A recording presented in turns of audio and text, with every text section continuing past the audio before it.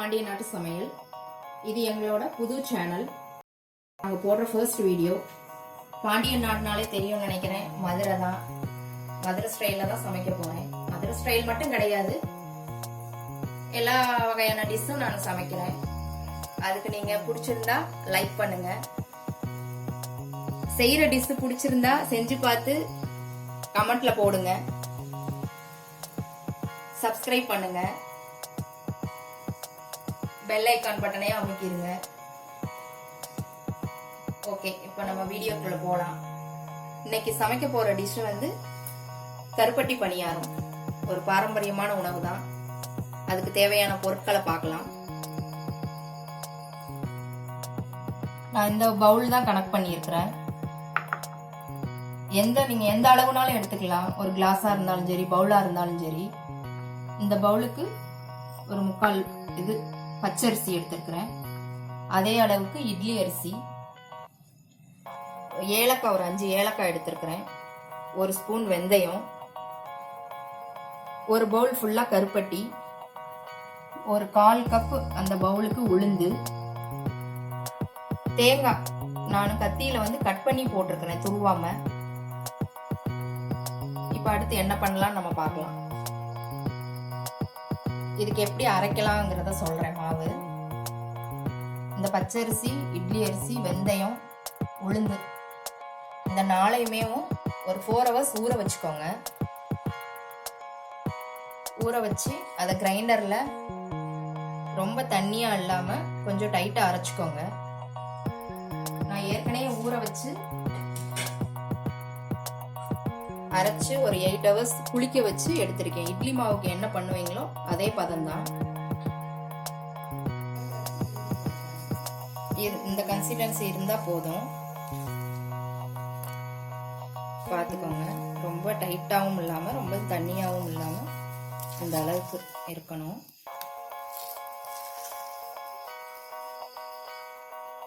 இதுல கொஞ்சமா சால்ட் போட்டுக்கோங்க. அந்த மாவுல ஒரு 1/4 ஸ்பூன் சால்ட் போட்டுக்கோங்க.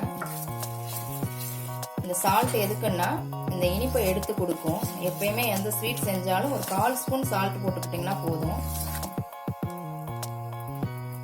மாவு பாருங்க, திருப்பவும் காமிக்கிறேன். இந்த கன்சிஸ்டன்சில இருந்தா போதும். அடுத்து நம்ம இந்த கருப்பட்டியை வந்து பாகு காய்ச்சலாம். இப்போ வந்து இந்த கருப்பட்டியை நான் ஒரு பாத்திரத்துல போட்டிருக்கிறேன். அதுல ஒரு 1/4 டம்ளர் தண்ணி ஊத்திக்கோங்க.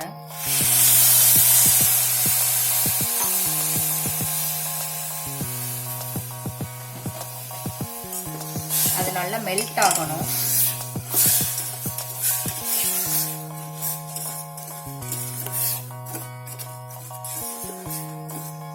நல்லா அப்படி கிண்டி விட்டுக்கிட்டே இருந்தீங்கன்னா மெல்ட் ஆயிடும். தண்ணி நிறைய ஊத்தாதீங்க, மாவு தண்ணியா போயிடும்.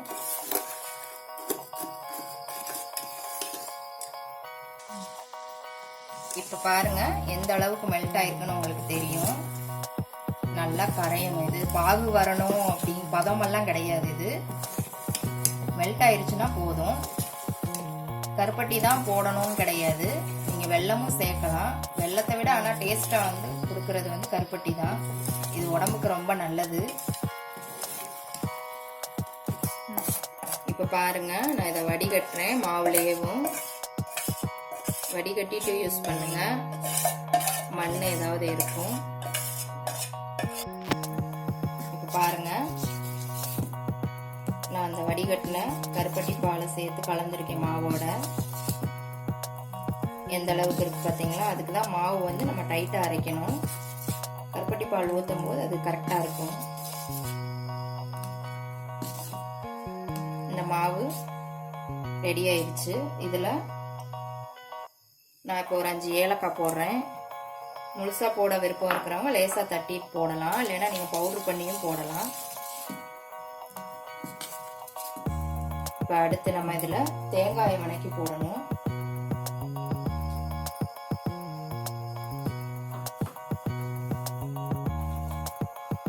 நான் இதுல கொஞ்சம் நெய் போடுறேன்.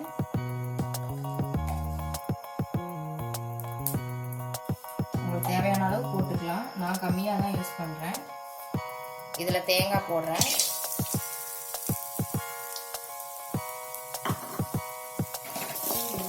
இதை நல்லா வணக்குங்க.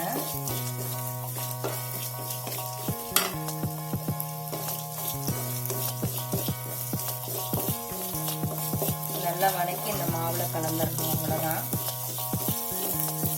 தேங்காய் விருப்பம் இருக்கிறவங்க போடலாம், பிடிக்கல அப்படின்னா போடாமலும் இருக்கலாம்.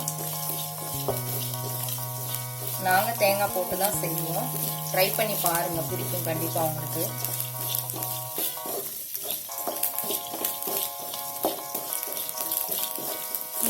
இப்போ பாருங்க, இந்த அளவுக்கு வந்தால் போதும்.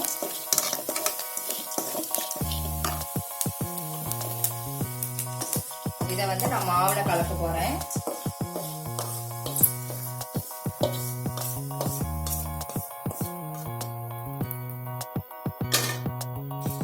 அவ்வளவுதான். இப்போ மாவு ரெடி ஆயிருச்சு. நம்ம பணியாரக்கல்ல சூடு பண்ணி இந்த பணியாரம் ஊத்துறது தான் வேலை. மாவு ரெடி. இப்போ பணியாரக்கல் நான் வச்சிருக்கிறேன். சூடாயிருச்சு. இது எல்லாத்துலயும் ஆயில் ஊத்திருக்கிறேன். நீங்க வேணும்னா நெய் கூட ஊத்திக்கலாம். எது விருப்பமோ அதை ஊத்திக்கலாம். நீங்க நல்லெண்ணெய் ஊத்தலாம். எல்லாமே டேஸ்டா தான் இருக்கும்.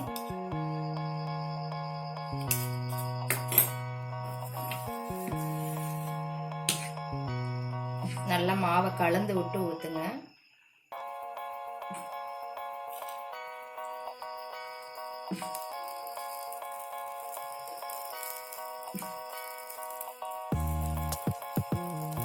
ஈஸியான டிஷ் தான், ரொம்ப கஷ்டமெல்லாம் கிடையாது.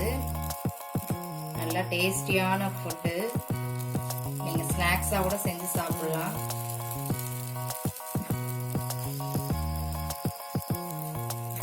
டேஸ்டியை விட ரொம்ப ஹெல்த்தியான ஃபுட்டு.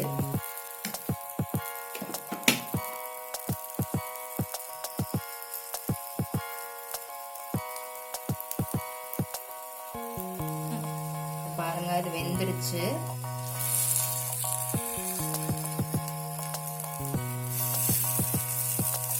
அழகா வருது பாருங்க.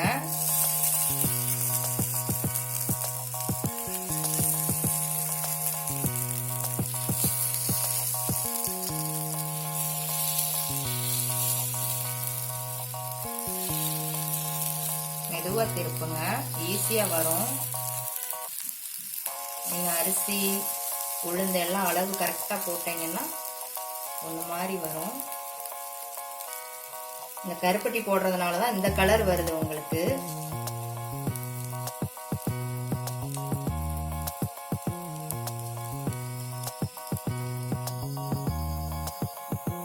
நல்லா வெந்துருச்சு பணியாரம்.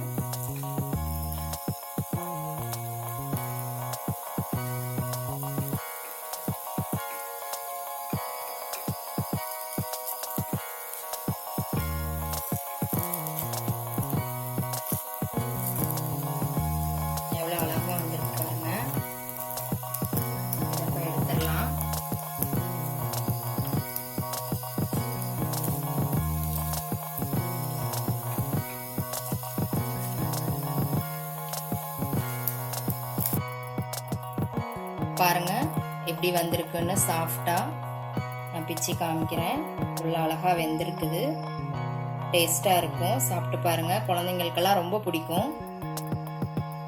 உங்களுக்கு இந்த டிஷ் பிடிச்சிருந்தா லைக் பண்ணுங்க, ஷேர் பண்ணுங்க, கமெண்ட் பண்ணுங்க, கூடவே சப்ஸ்கிரைப் பண்ணுங்க. பெல் ஐக்கான் பட்டனையும் அமுக்குங்க. அப்பதான் நான் போடுற வீடியோஸ் எல்லாம் உங்களுக்கு வரும்.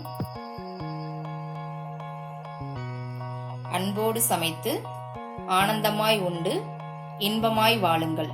வாழ்க வளமுடன்.